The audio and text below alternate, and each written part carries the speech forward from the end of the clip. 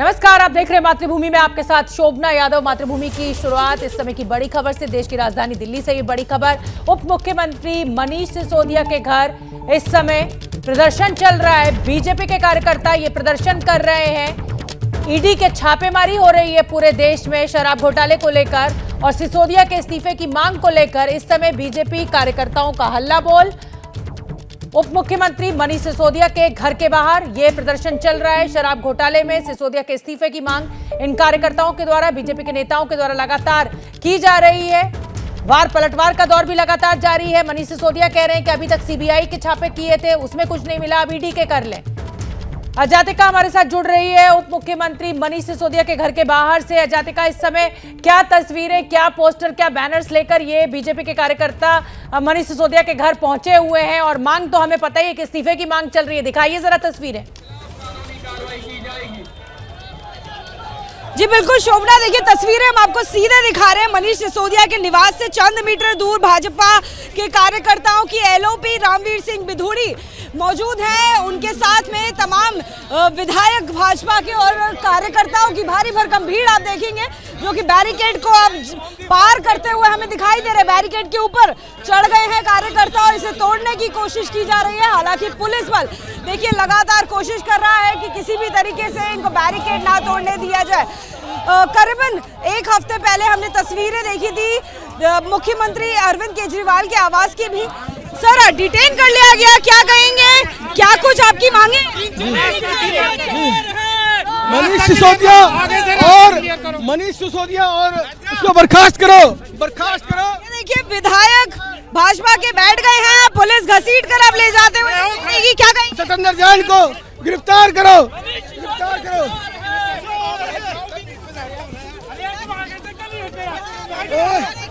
मैं जो है मांगे क्या है? मांग है, मेरी मांग है, मेरी मांग है। देखिए तस्वीरें अब ये भाजपा के विधायक की जिन्हें डिटेन किया जा रहा है, उन्होंने बैरिकेड क्रॉस किया, बैरिकेड के ऊपर चढ़ के वो इस प्रदर्शन का हिस्सा बन रहे थे। जैसे वे पुलिस ने रोकने की कोशिश करी, वो रुके नहीं, जिसके बाद वो सड़क पे बैठ रहे थे।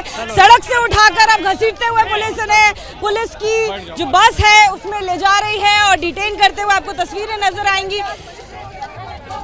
हमने उनसे बात करने की भी कोशिश करी तो देखिए उन्होंने साफ तौर पे यही बोला कि जो आबकारी नीति है उसके खिलाफ वो प्रदर्शन कर रहे हैं। क्या नाम है आपका? भाई चोर है, मनीष सिसोदिया चोर है और अब तो प्रूफ भी मिल गया है, अब तो प्रूफ भी मिल गया है। मांग क्या है आपकी, मांग क्या है? मनीष सिसोदिया को गिरफ्तार किया जाए, उन्हें जेल भेजा जाए, जेल भेजा जाए, जेल भेजा जाए। मनीष सिसोदिया जेल कराओ, मनीष सिसोदिया को जेल कराओ, मनीष सिसोदिया चोर है। आपकी मांग क्या है? ये उसके लिए आने वाला टाइम ठीक नहीं होगा। दिल्ली सरकार जो है ये हमारे देश के लिए बहुत ही नुकसान है, हमारी राजधानी खराब कर रही है, हमारी महिलाओं के लिए शराब के ठेके खोल रही है, पुरुषों के लिए ठेके खोल रही है। मनीष सिसोदिया को जेल जाना चाहिए, हम इसको जेल भेज के रहेंगे। मनीष तो देखिए मनीष सिसोदिया की बर्खास्तगी को लेकर ये मांग करते हुए अजातिका, ये बीजेपी के कार्यकर्ताओं को इस समय हम अपने दर्शकों को सुनवा रहे हैं। अजातिका, करोड़ रुपए की लूट है, ये जनमानस की लूट है, इसका जवाब इन्हें देना होगा। इन्होंने जो भ्रष्टाचार किया है, हिरासत में लिया जा रहा है, पहले भी ऐसे प्रदर्शन करते रहे, इसका असर क्या पड़ता है? हम घबराते नहीं हैं। जेल जाने से भाजपा का कार्यकर्ता घबराता नहीं है, ये पूरी आवाज में पूरे जी अजातिका बोलते हुए नजर आ रहे हैं। क्या तो नाम है आऊंगी, मैडम? बिल्कुल अजातिका, मैं आऊंगी आपके पास। ये तस्वीरें लगातार हम आपको एबीपी न्यूज पर दिखा रहे हैं। बीजेपी कार्यकर्ताओं का, नेताओं का हल्ला बोल, जो आबकारी नीति आई है उसको लेकर मनीष सिसोदिया को, दिल्ली सरकार को घेरते हुए ये कार्यकर्ता गिरफ्तारी की मांग करते हुए मनीष सिसोदिया के ऊपर इस समय हल्ला बोल। आम आदमी पार्टी के उप मुख्यमंत्री के ऊपर आम आदमी पार्टी निशाने पर बैठ रहे थे।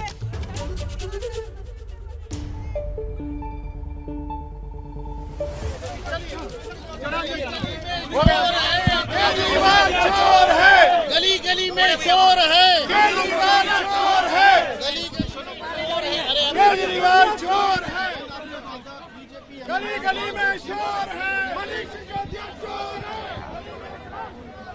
तो मनीष सिसोदिया के घर के बाहर ये बीजेपी के कार्यकर्ताओं की एक ही मांग, मनीष सिसोदिया को गिरफ्तार करो। जातिका लगातार हमारे साथ बनी हुई है। मनीष सिसोदिया के घर के बाहर से तस्वीरें हम लगातार अपने दर्शकों को दिखा रहे हैं। जातिका, मेरा सवाल आपसे यह है कि बीजेपी के नेता कार्यकर्ता मांग कर रहे हैं कि मनीष सिसोदिया को गिरफ्तार करो। दिल्ली पुलिस तो केंद्र सरकार के अंडर में आती है, तो ये मनीष सिसोदिया के घर के बाहर प्रदर्शन करने से इससे क्या फायदा? जी देखिए, लगातार ये सवाल हम उनसे पूछते आ रहे हैं। फिलहाल आप तस्वीरें देखिए, नेता प्रतिपक्ष रामवीर सिंह बिधूड़ी जी आपको नजर आएंगे तस्वीरों में। गिरफ्तार उनको कर लिया गया है। रामवीर जी, गिरफ्तार आपको कर लिया गया है, क्या कहेंगे? गली गली में शोर है। मांग क्या है? मांग क्या है? अरविंद केजरीवाल मुख्यमंत्री के पद से त्याग पत्र दें। मनीष सिसोदिया को डिप्टी चीफ मिनिस्टर के पद से बर्खास्त किया जाए।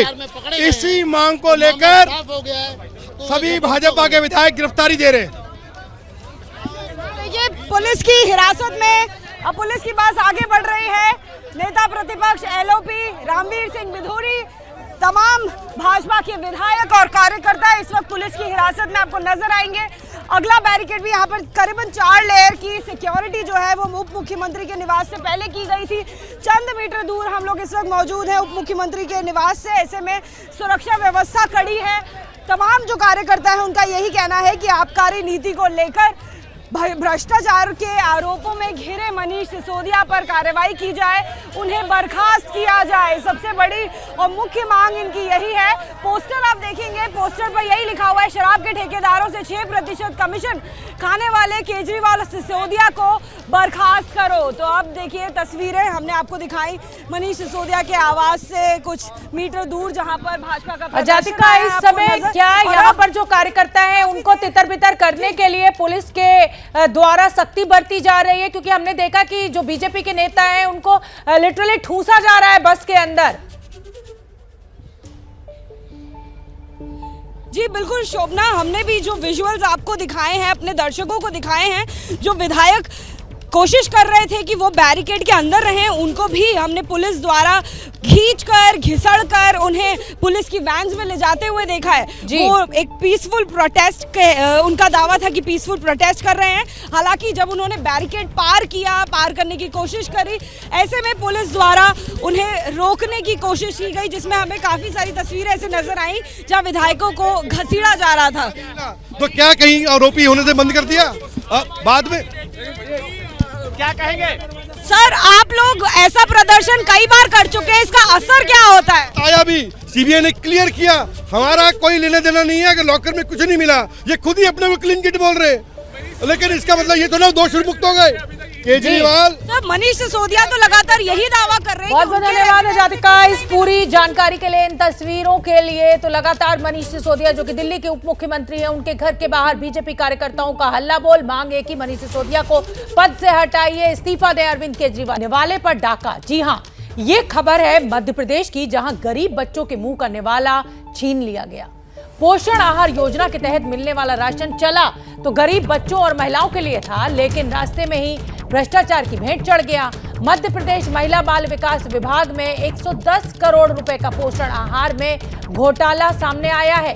सरकारी दस्तावेज में दिखाया गया कि हजारों टन राशन को ट्रकों पर ढोया गया, लेकिन जिन ट्रकों का नंबर दिया गया वो फर्जी निकले। असल में तो ये नंबर मोटरसाइकिल, कार, ऑटो और टैंकर्स के नंबर हैं। मध्य प्रदेश के इस घोटाले को भी उसी तरह अंजाम दिया गया है जैसे कभी चारा घोटाले को दिया गया था। ये बात हम नहीं कह रहे, मध्य प्रदेश सीएजी की रिपोर्ट कह रही है, और दावा यह है कि पोषण आहार योजना में करोड़ों की हेराफेरी हुई है। खास बात यह है कि मध्य प्रदेश में महिला बाल विकास विभाग मुख्यमंत्री शिवराज सिंह चौहान के ही पास है। तो मध्य प्रदेश के 8 जिलों से ये बड़ा घोटाला सामने आया है, और हम आपको बता दें कि ये जो पूरा घोटाला हुआ है ये मध्य प्रदेश में हुआ है। मध्य प्रदेश के गृह मंत्री नरोत्तम मिश्रा ने सीएजी की रिपोर्ट पर सवाल उठाते हुए कहा है कि ये एक सलाह भर है। सीएजी रिपोर्ट कोई भी होती है, उसकी राय होती है, वो अंतिम नहीं होती। पहली बात तो ये समझ, ये जब आती है तो अकाउंट सेक्शन के बारे में एक कमेटी होती है अकाउंट की, वो इस पर अंतिम निर्णय करती है। लोक लेखा समिति में जो विधानसभा के अंदर विधायकों की होती है और प्रतिपक्ष का व्यक्ति उसके अंदर लोक लेखा समिति का अध्यक्ष होता है, कभी कभी वहां भी जाती हैं। सारी बातें जब स्क्रूटनी होती है तो सब स्पष्ट हो जाती हैं और उसके बाद पैरा डिलीट भी होते हैं, हमने देखे। तो गृह मंत्री नरोत्तम मिश्रा को आपने सुना। मध्य प्रदेश के गृह मंत्री नरोत्तम मिश्रा वो कह रहे हैं कि अभी सिर्फ एक सलाह सजेशन दिया गया है। मध्य प्रदेश में पोषण आहार घोटाले के खुलासे के बाद विपक्षी दल बीजेपी पर हमलावर है। आम आदमी पार्टी इस बहाने पीएम मोदी पर ही निशाना साधती नजर आई। बच्चों को जो स्कूल में खाना मिलता है, गर्भवती महिलाओं को जो पोषण का खाना मिलता है, उसके अंदर लूट की और करीब 2,500 करोड़ के प्रोजेक्ट के अंदर घोटाला किया गया है। और वो डिपार्टमेंट सीधा मुख्यमंत्री शिवराज सिंह चौहान के अंदर आता है, इसलिए सीधा आरोप उनके ऊपर है। आज ईडी का छापा मध्य प्रदेश सरकार के यहां लगेगा या मध्य प्रदेश के मुख्यमंत्री के ऊपर आज सीबीआई का छापा लगेगा? आज सीबीआई मध्य प्रदेश के अंदर एफआईआर दर्ज करेगी? नहीं। प्रधानमंत्री जी की लड़ाई भ्रष्टाचार से नहीं है। और इसी बड़ी खबर पर सीधे मैं रुख करूंगी। Brajesh Rajput ABP news reporter Bhopal से हमारे साथ जुड़ रहे हैं ज्यादा जानकारी लिए हुए। ब्रजेश, विपक्ष हमलावर है और बैठे बिठाए एक मुद्दा सामने आ गया है। हालांकि नरोत्तम मिश्रा कह रहे हैं कि भाई ये तो सिर्फ एक सलाह दी गई है, अभी तो जांच आगे बढ़ेगी। लेकिन सवाल इसलिए गंभीर हो जाता है क्योंकि महिला बाल विकास विभाग खुद मुख्यमंत्री शिवराज सिंह चौहान के पास है और उनकी नाक के नीचे इतना बड़ा घोटाला हो गया और उन्हें पता भी नहीं चला। बिल्कुल शोभना, यही सवाल हर आदमी कर रहा है कि जो विभाग मध्य प्रदेश के मुख्यमंत्री शिवराज सिंह चौहान के अंतर्गत है, उनके पास है, उनकी निगरानी में है, उसी विभाग में इतना बड़ा घोटाला हो गया। और घोटाला भी सिर्फ ऐसा कि सिर्फ 4 जिलों में का 24% सर्वे किया गया, माने 4 जिलों में 24% जो जांच की गई, उसमें सिर्फ 110 करोड़ का घोटाला हुआ। यदि सारे जिलों का मैं सर्वे किया जाए, सारे जिलों की जांच की जाए, तो इस घोटाले का स्वरूप और कितना बड़ा होगा। उसके अलावा ये घोटाला हर स्तर पे हुआ। सबसे बड़ी बात तो जो पोषण आहार बनाने वाले कारखाने थे, उन्होंने जरूरत से ज्यादा अपना प्रोडक्शन दिखाया, जबकि उतने प्रोडक्शन करने की उनकी क्षमता ही नहीं थी, ना उन्होंने उतनी बिजली की खपत की, मगर बताया कि हमने बहुत सारा प्रोडक्शन किया और बहुत बड़े पैमाने पर बांटा, बहुत ज्यादा कागजों पे ही बांटा। इसका पता ऐसे लगा कि जब 9,000 लड़कियां होनी थी या जो सर्वे करके 9,000 संख्या होनी थी, उसको महिला बाल विकास विभाग ने लाखों में कन्वर्ट कर दिया, यानी कि कागज पे बताया कि लाखों लोगों को बांटा। और इसके अलावा एक जो सबसे बड़ी बात है, जो बड़ी चौंकाने वाली बात है, कि जो 100 से ज्यादा मीट्रिक टन जो ढोया गया कारखाने से लेकर आंगनबाड़ी तक, तो ये पोषण आहार ढोया गया, उसको बताया, जिन गाड़ियों के नंबर बताए गए वो गाड़ियां मोटरसाइकिल, बाइक, कार और टैंकर के निकले। तो हर बड़े पैमाने पर भ्रष्टाचार हुआ है और ये घोटाला इतना बड़ा है कि जब कुछ जिलों की जांच में इतना बड़ा घोटाला आया है, तो यदि हम पूरे प्रदेश की जांच करेंगे तो इस घोटाले का स्वरूप कितना बड़ा होगा। ब्रजेश, मैं समझना चाहती हूँ और मैं ये समझना चाहती हूँ कि आप कह रहे हैं कि जो फैक्ट्रियां थी जिनको ये प्रोडक्शन दिखाना था, उन्होंने इतना प्रोडक्शन ही नहीं किया। जिन गाड़ियों को लेके जाना था वो गाड़ियां फर्जी थी। 9,000 महिलाओं को लाखों में कन्वर्ट कर दिया गया। मतलब कुल मिलाकर जमीन से लेकर आसमान तक भ्रष्टाचार ही भ्रष्टाचार। लेकिन ये पैसा, ये अनाज गया तो गया कहां? सवाल ये भी तो है, आरोप किसके ऊपर है? ये देखिए, ये आमतौर पे जो महिला बाल विकास विभाग है, उसका काम यही होता है कि जो कुपोषित महिलाएं हैं, बच्चे हैं, उन तक ये पोषण आहार पहुंचाना, जिससे कि उनका स्वास्थ्य बेहतर हो, मध्य प्रदेश में जनसंख्या, बच्चों का स्वास्थ्य बेहतर हो। और जिसके लिए मध्य प्रदेश के 6 जिलों में पोषण आहार के कारखाने, जहां पोषण आहार बनाया जाता है, मगर उन कारखानों ने जितना प्रोडक्शन बताया कागजों पर, उतना संभव ही नहीं था। उसके अलावा उन कारखानों में उतनी बिजली की खपत ही नहीं हुई जितना इनने प्रोडक्शन बताया। उसके अलावा इन कारखानों से जो राशन ढोया गया, तो वो जो गाड़ियों के नंबर थे, वो गाड़ियों के नंबर भी फर्जी निकले और यानी बिना सर्वे किए सब कुछ बांटा गया। कुल मिला के एक बड़ा भ्रष्टाचार था, जो सिर्फ कुछ जिलों की जांच में ही ऑडिटर कंट्रोल जनरल ने पकड़ लिया।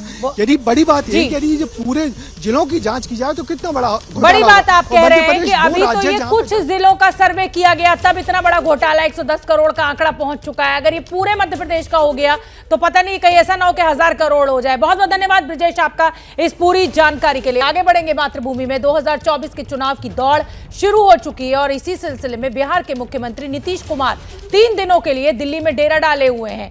नीतीश लगातार विपक्षी दलों के नेताओं से मुलाकात कर रहे हैं और उनकी इस मुलाकात का मकसद प्रधानमंत्री मोदी के खिलाफ विपक्ष को एकजुट करना है। कल नीतीश राहुल गांधी और जेडीएस के नेता कुमारस्वामी से मिले थे और आज वो लेफ्ट पार्टियों के नेताओं से गले मिलते नजर आए। पहले सीताराम येचुरी और फिर डी राजा के बाद नीतीश ने आम आदमी पार्टी के अरविंद केजरीवाल के साथ भी मुलाकात की। जाहिर है कि नीतीश इस समय एक्शन में है, लेकिन बड़ा सवाल वहीं का वहीं है कि क्या वो मोदी के खिलाफ पूरी तरह से विपक्ष को एकजुट कर पाएंगे। जहां प्रधानमंत्री पद के दावेदारों की लिस्ट लंबी है, अब विपक्ष का नेता कौन होगा, मोदी के सामने चेहरा कौन होगा, यही तो लड़ाई का मुद्दा हमेशा रहा है। विपक्ष एकजुट होने की बात तो हर चुनाव से पहले करता है। इस बार नीतीश कुमार ने वो बीड़ा उठाया है, लेकिन ममता बनर्जी अपनी कहानी कहती हैं, अरविंद केजरीवाल अपनी कहानी कहते हैं और नीतीश कुमार की क्या इच्छा है ये किसी से छुपा हुआ नहीं है। नीतीश ने आज दिल्ली में सुबह लेफ्ट के नेता सीताराम येचुरी से मुलाकात, बल्कि विपक्ष की एकता चाहते हैं।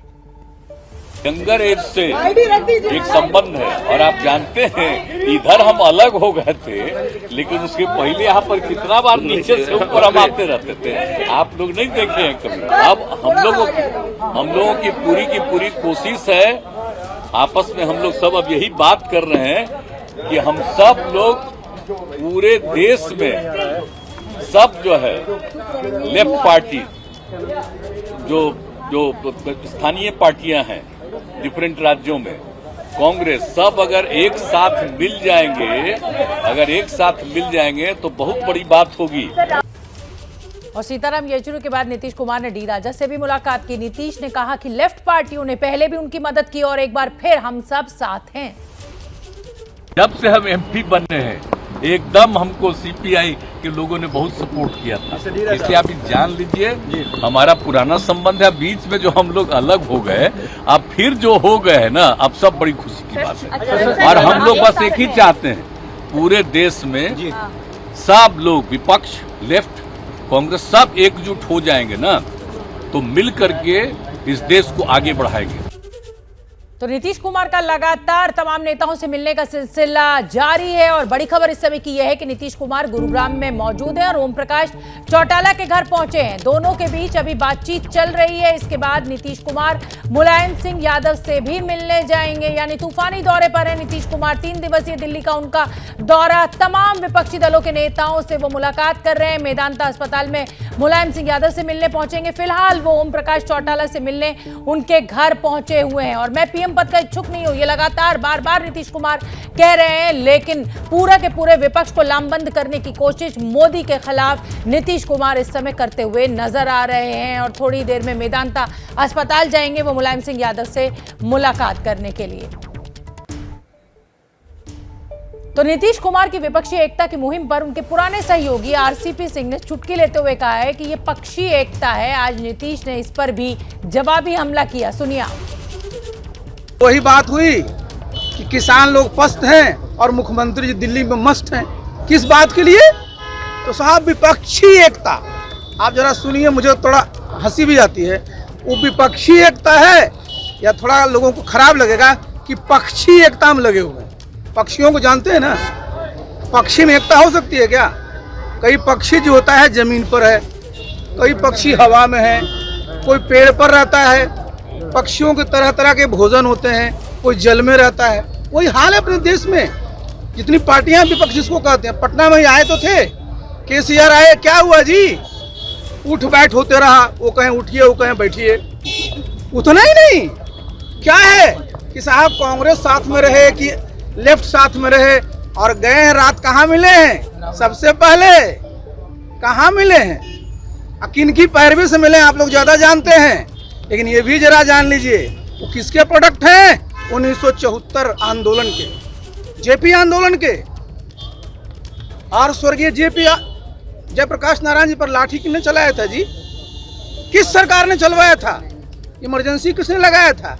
और जा करके फोटो खिंचवा रहे हैं। तो ये तो बात हो गई बिहार की सियासत की और नीतीश कुमार के सपने की 2024 को लेकर, लेकिन आगे बढ़ेंगे और अगली खबर का रुख करेंगे मातृभूमि में। देश में मदरसे पर सवाल भी है और बवाल भी है। उत्तर प्रदेश में मदरसे के सर्वे पर राजनीतिक बवाल हो रहा है। आज जमीयत उलेमा हिंद की इस सर्वे को लेकर बैठक हुई है, जिसमें करीब 150 बड़े मदरसों के संचालकों ने हिस्सा लिया। करीब 3 घंटे तक चली बैठक में मदरसों की फंडिंग को पारदर्शी बनाने को लेकर चर्चा हुई और इस बात पर सहमत भी नजर आए। तो मदरसों को लेकर लगातार ये फजीहत जो है वो चल रही है। अब एक बैठक हुई है जमीयत उलेमा की, उसमें जो फंड आता है इन मदरसों को, उसको लेकर चर्चा हुई है, उनमें पारदर्शिता लाने की बात की गई है। ये तस्वीरें भी आप देखिए। उत्तर प्रदेश सरकार ने यह आदेश दिया है कि जो मदरसे रजिस्टर्ड हैं वो तो ठीक है, लेकिन उसके अलावा एक सर्वे कराया जाएगा और जो अनरजिस्टर्ड मदरसे हैं उनकी जांच की जाएगी। इसको लेकर AIMIM के जो प्रमुख हैं असदुद्दीन ओवैसी, वो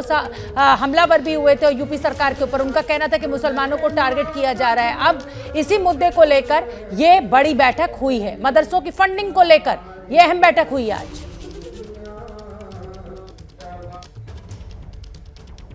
और मौलाना महमूद मदनी ने मदरसों के मुद्दे पर हुई जमीयत की बैठक के बाद कहा कि सरकार का काम भले ही कितना ही सही हो, लेकिन गलत तरीके से होगा तो गलत ही माना जाएगा। हम ये कह रहे हैं किसी भी सही, कितना भी सही काम हो, उसे गलत तरीके से नहीं किया जाना चाहिए। डाउट क्रिएट किए बगैर बातचीत के तो हमेशा कोई भी चीज को हमेशा सही करने की, और सही है तो और अच्छा करने की हमेशा गुंजाइश रहना चाहिए, बात करनी चाहिए। उसको जिस तरह से पोर्ट्रे किया जा रहा है वो तरीका गलत है। उस तरीके पर जो सरकार के उस पर क्या आपने देखा ना कि आसाम में क्या हुआ है, तो अब वो तरीका अगर इख्तियार किया जाएगा तो वो तो नाजायज होगा, नामुनासिब होगा। चीज को ठीक करना है, खत्म तो नहीं करना। तो जमीयत उलेमा हिंद के मौलाना महमूद गजनी साहब को आपने सुना। उनका कहना है कि काम कितना भी सही हो, अगर गलत तरीके से किया जाएगा तो उसे गलत माना जाएगा। और बिहार सरकार के अल्पसंख्यक कल्याण मंत्री मोहम्मद जमा खान ने मदरसों के सर्वे पर कहा कि बीजेपी लोगों का ध्यान असल मुद्दों से भटकाने के लिए ऐसे उन्माद फैलाने वाली बातें करती है। ये बताइए कि क्या बिहार में भी आप सर्वे करवाएंगे? जरूरत सब पड़ेगा तो करवाया जाएगा, जरूरत वैसा पड़ेगा तो करवाया जाएगा। क्योंकि नहीं है, क्योंकि यूपी में ऐसा नहीं लग रहा है कि जिस तरह से सर्वे हो रहा है, ये बताया जा रहा है कि मदरसों में आतंकी संगठनों की पनाह है, वहाँ पर PFI का कनेक्शन है। बिहार में भी ऐसी बातें कही जा रही है, बीजेपी के लोग कह रहे हैं। ये तो लोग आज नया नहीं कर रहे हैं, आपको तो छिपा नहीं है, आप लोग पुराने लोग हैं और आपको इस देश के बारे में, सबके बारे में जानकारी है। ये लोग जब भी आते हैं, जब भी जनता इन पर विश्वास करती है विकास को लेकर, तब ये बात को उठाते हैं लोग। इसलिए जब देखते हैं कि काम नहीं हो पाता है, जनता इनसे कट रही है, तो ये बात को करके आपस में ऐसा कर देते हैं जैसे धार्मिक बना देते हैं बात को, अपने गद्दी के लिए, अपने स्वार्थ में। विकास की बात खत्म हो जाती है, हट जाती है। तो ये नई बात नहीं, मदरसा को लेकर आज से नहीं, सदियों जब इनका सरकार जहाँ भी रहा है, इसको लेकर उन्होंने बात उछालने की बात कही है। मैं आपके द्वारा कहना चाहता हूँ कि देश का जो भी हो, मदरसा है हमारे हिंदुस्तान में, जहाँ मदरसा है, मदरसा में जो बच्चे पढ़ने वाले हैं, उसमें जो पढ़ाई होती है वो धार्मिक पढ़ाई के साथ साथ इसकी बात बताई जाती है, और जो उसमें से निकलता है वो संस्कारिक होता है। उस सबको कैसे बातचीत करना चाहिए, कैसे रहना चाहिए, कैसे देश के लिए लड़ना चाहिए, देश के लिए मरना चाहिए, बातें सिखाई जाती है। ये उसमें पढ़ाई होती है। नहीं तो मदरसा के बारे में वो लोग जानकारी करें। दूसरी चीज, ऐसा नहीं है, कुछ लोग गलत भी होते होंगे जिसके साथ कार्रवाई की जाती है। सीमांचल इलाके में एक बताया जाता है जमा खान साहब कि उस इलाके में एक तरह से कब्जा हो गया है, और मदरसों से जो है पढ़ाई जो है उस, ये बीजेपी के लोग शुरू से आरोप लगाते रहे हैं, और ऐसा देखा भी गया है कि उनका कनेक्शन आतंकी संगठनों से मिला है, जिसमें Darbhanga module, Purnia module, Samastipur module, इन सब का मदरसों पे ही कनेक्शन सामने आया। ऐसा कुछ नहीं है, कुछ लोग रहे होंगे तो उनके साथ कार्रवाई की गई है। और सर्वे कराने में क्या मुश्किल है? नहीं, हम जरूरत पड़े तो नहीं बताया आपको, जरूरत पड़े मेरा सर्वे होगा, जरूरत पड़े आपका सर्वे होगा, जरूरत पड़ेगा सर्वे होगा। तो उत्तर प्रदेश सरकार ने मदरसों के सर्वे का फैसला क्या लिया कि पूरी की पूरी जो जमीयत उलेमा थे उसकी भी बैठक हुई और तमाम मुसलमान जो पक्ष हैं वो निकलकर सामने आए इस फैसले के विरोध में। हम आपको बता दें कि जिस शहर की अंतर्राष्ट्रीय स्तर पर पहचान है, जो शहर दुनिया में IT हब और सिलिकॉन सिटी के नाम से जाना जाता है, वो बेंगलुरु शहर आज पानी में डूब रहा है।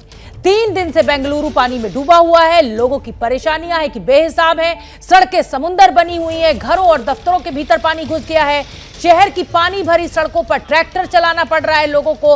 हालत तो ये हो गई है कि ये बारिश अब जानलेवा भी हो चुकी है। बेंगलुरु में करंट लगने से एक लड़की की मौत हो गई। 23 साल की अखिला ने बिजली के खंबे को छू लिया, जिसकी वजह से उनकी मौत हो गई। तो करंट लगने से हुई अखिला की मौत। 3 दिन से सिलिकॉन सिटी बेंगलुरु जो है वो पानी में डूबा हुआ है। आप देखिए ट्रैक्टर चल रहे हैं वहां सड़कों पर, इतना पानी है कि कारें चल नहीं पा रही हैं। लोगों के घरों के अंदर पानी घुस गया है। और ये 23 साल की ये लड़की जिसकी बिजली का करंट लगने से मौत हो गई, खंबे को इसने छुआ था और उसमें करंट आ रहा था। और हम बता दें कि जब इस तरीके से शहर में पानी होता है तो ये खतरा अक्सर बढ़ जाता है। तो जैसे कि हमने आपको तस्वीरें दिखाई, आईटी सिटी बेंगलुरु बाढ़ की चपेट में है। शहर के हालात ऐसे हैं कि कहीं भी आना जाना नामुमकिन है और लोगों के घरों के भीतर पानी भर गया है। हमारी संवाददाता पिंकी राजपुरोहित ने बेंगलुरु में बाढ़ की पड़ताल की, वो रिपोर्ट देखिए। बेंगलुरु में भारी बारिश के बाद जो हालात बने हैं, इस वक्त हम मार्ताहल्ली में मौजूद है और यहाँ के घरों की हालत अगर आपको दिखाएं तो आप देख सकते हैं कि किस तरह से पानी जो है वो घरों के भीतर तक घुस आया है। और जगह जगह पर इसी तरह की तस्वीर जो है हर घर में इस वक्त आपको दिखाई देगी, जहां लोगों का सामान जो है वो पूरी तरह से बर्बाद हो चुका है। और पानी इतना ज़्यादा है कि लोग अपने घरों में नहीं रह पा रहे हैं और उन्हें जो है टॉप फ्लोर्स में अब पनाह लेनी पड़ रही है। ये आप देख सकते हैं किचन यहाँ पर, और पूरी तरह से जो पानी है वो घरों के भीतर कुछ इस तरह से भर आया है। यहाँ पर हम बातचीत करेंगे। देखिए 9 महीने की एक बच्ची है और इस बच्ची के साथ आप खुद अनुमान लगाइए कि आखिर इस घर में ये कैसे रहे, कितना मुश्किल हो रहा है।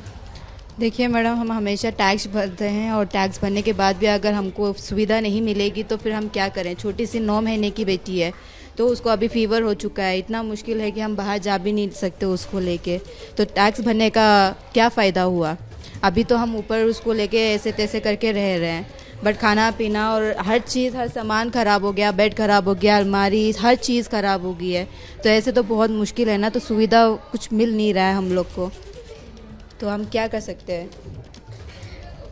देखिए ये 9 महीने की बच्ची और इसी से आप अनुमान लगा सकते हैं, जिसे बुखार भी है, क्योंकि जाहिर सी बात है कि जब गंदा पानी इस तरह से घरों के भीतर आता है तो ये कहीं ना कहीं अपने साथ बीमारियां भी ले आता है। लेकिन आज हर टैक्स पेयर जो है वो सरकार से यही सवाल पूछ रहा है कि टैक्स जब समय पर भरा जाता है तो आखिर सुविधाएं जो है वो समय पर क्यों नहीं दी जाती। यह आज हर बेंगलुरियन का यही सवाल है कि आखिर इस तरह के हालात में कोई भी बेंगलुरियन अपने घरों में कैसे रहे, अपनी मंजिल तक कैसे पहुंचे। जिस तरह का इंफ्रास्ट्रक्चर, जिस तरह की पूरा प्लानिंग बेंगलुरु शहर में देखी जा रही है, ये उसी का नतीजा है कि पानी जो है वो घरों के भीतर कुछ इस तरह से घुस आता है और इस तरह से ये बच्चियां जो है बीमारी का शिकार होती है और इन लोगों को कहीं ना कहीं टॉप फ्लोर में पनाह लेनी पड़ती है। तो इतनी बारिश हो गई कि बेंगलुरु डूब गया। स्मार्ट सिटी है, पोल पट्टी खुल गई इस पूरे शहर की, सिटी प्लानिंग की। और हम आपको बता दें कि ड्रोन से हमने शॉट्स लेने की, रिपोर्ट बनाने की कोशिश की ताकि पूरे शहर के जो हालात हैं पानी के चलते, सड़कों पर जो पानी भर गया है वो आपको दिखा सके। तो ये टॉप एंगल शॉट आप देखिए, ये जो नदी आपको दिखाई दे रही है ये दरअसल नदी नहीं है, ये सड़क है। इस पे कारें चल रही हैं, ये मोटर बोट्स नहीं चल रही हैं इस समय जो आपको ऊपर से लग रहा है।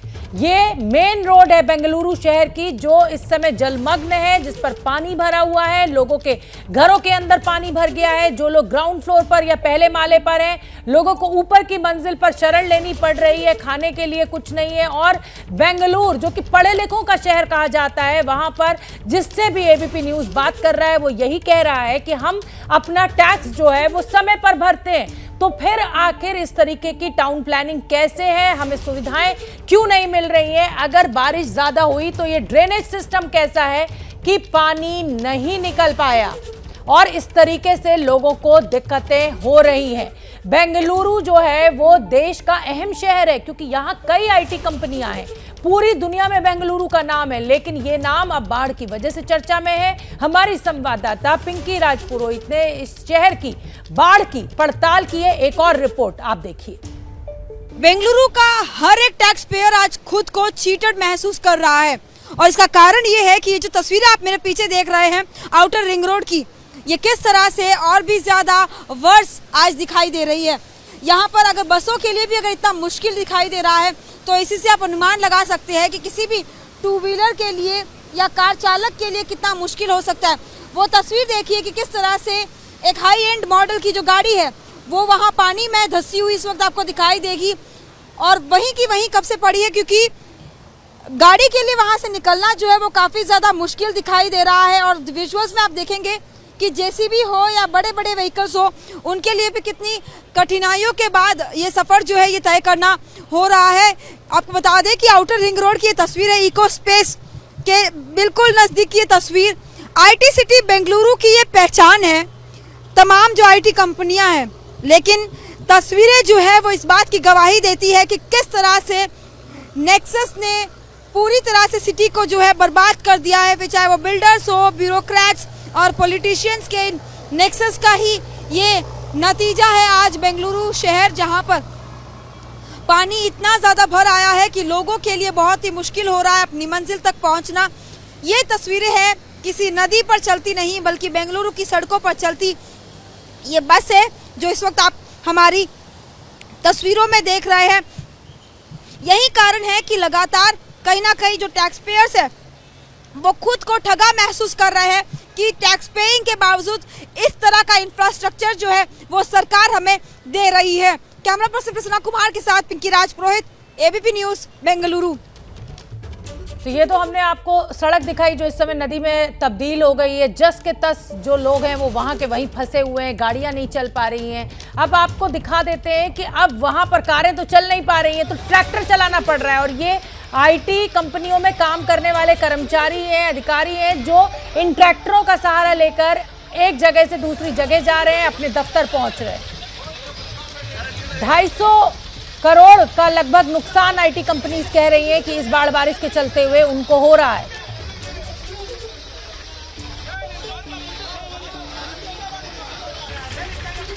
लखनऊ के जिस लेवाना होटल में कल आग लगी थी जिसमें 4 लोगों की जान चली गई थी, उसके मालिक रोहित अग्रवाल, राहुल अग्रवाल और GM सागर श्रीवास्तव को कोर्ट ने 14 दिन की न्यायिक हिरासत में जेल भेज दिया है।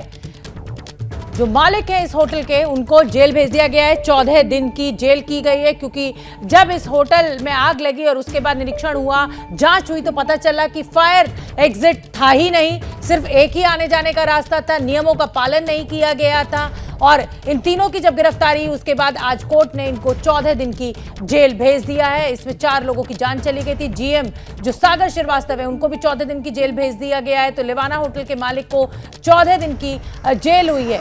कई लोग इसमें घायल हुए थे और 4 लोगों की जान चली गई थी इस आग में। नियमों का पालन नहीं किया गया था इस इमारत को बनाने में। होटल जो है वो नियमों की धज्जियां उड़ा रहा था। लेकिन ये जो कार्रवाई हो रही है वो सिर्फ होटल के मालिकों के ऊपर हो रही है। ये गंभीर सवाल आज ABP न्यूज़ उठा रहा है कि जिन अधिकारियों ने इस बिल्डिंग को, इस इमारत को NOC दी थी, उनके खिलाफ कार्रवाई कब होगी।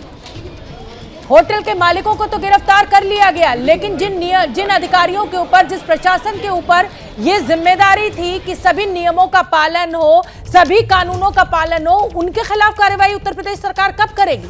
लेवाना होटल की मनमानी की कहानी सामने आई है। फायर विभाग की ओर से होटल को एक और सीढ़ी बनाने के लिए लगातार नोटिस दिए गए थे, लेकिन होटल का प्रबंधन इसको नजरअंदाज कर रहा था। यही नहीं, होटल में कई अवैध निर्माण भी किए गए थे। तो अब लेवाना होटल के जो मालिक हैं उनको गिरफ्तार करके 14 दिन की जेल भेज दिया गया है। सामने बात निकल कर आ रही है कि फायर डिपार्टमेंट जो है वो कई दिनों से कह रहा था एक सीढ़ी बनाने के लिए, होटल के लोगों ने, मालिकों ने ध्यान नहीं दिया, मुनाफाखोरी में लगे रहे। लेकिन सवाल ये भी है कि वो प्रशासन, वो अधिकारी सिर्फ नोटिस देके क्या अपनी जिम्मेदारी पूरी करते रहे? उन्होंने जांच क्यों नहीं की, एक्शन क्यों नहीं लिया, इस होटल को सील क्यों नहीं किया? इसमें 4 लोगों की जान चली गई। और कल लखनऊ में लेवाना होटल में आग लगी थी जिसमें 4 लोगों की मौत हो गई थी नियमों की अनदेखी से। लखनऊ में और कितने ऐसे होटल बने हुए हैं जिनमें ये अनदेखी की जा रही है। ABP न्यूज़ की पड़ताल में कई ऐसे होटल सामने आए जो दुर्घटना का शिकार होने पर जानलेवा हो सकते हैं। ऐसे में बड़ा सवाल ये भी है कि लखनऊ में लखनऊ डेवलपमेंट अथॉरिटी यानी LDA क्या कर रहा है? क्या लखनऊ विकास प्राधिकरण और होटल मालिकों का गठजोड़ जानलेवा साबित हो रहा है?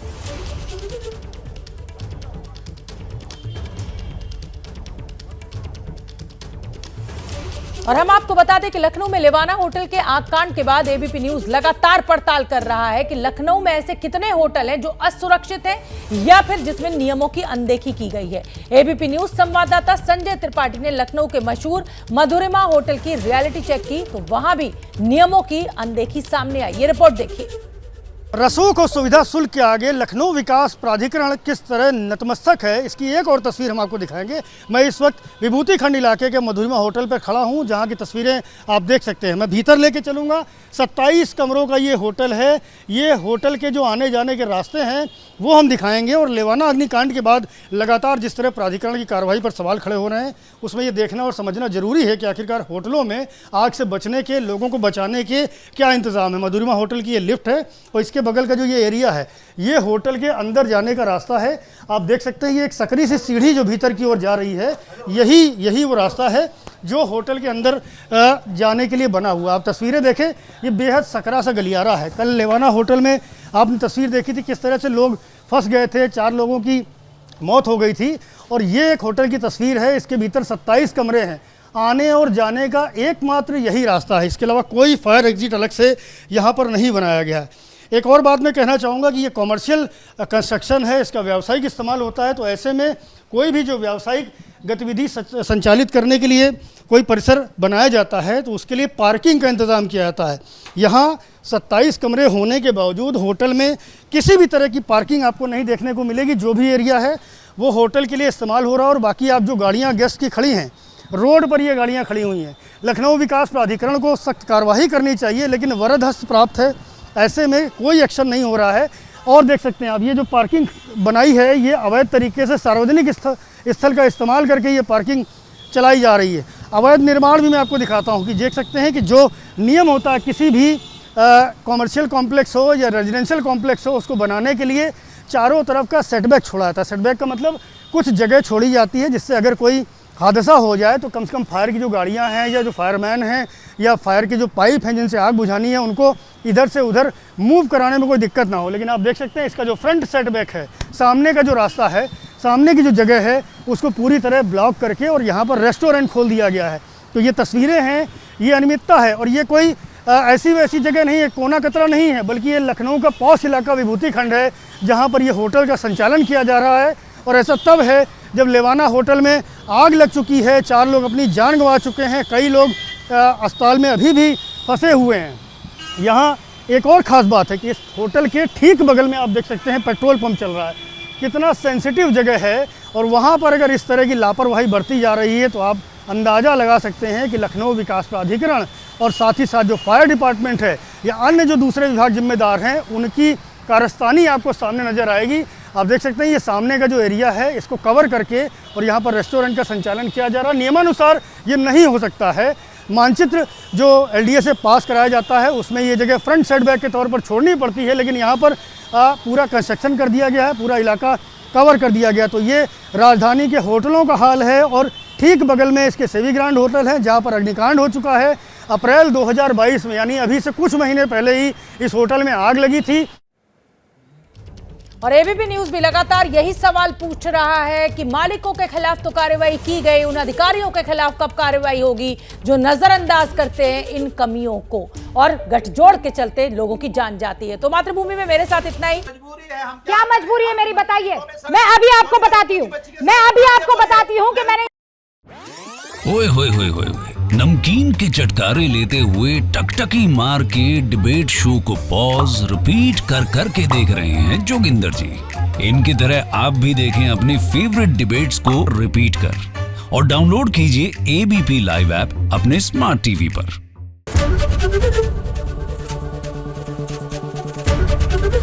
एबीपी न्यूज आपको रखे आगे।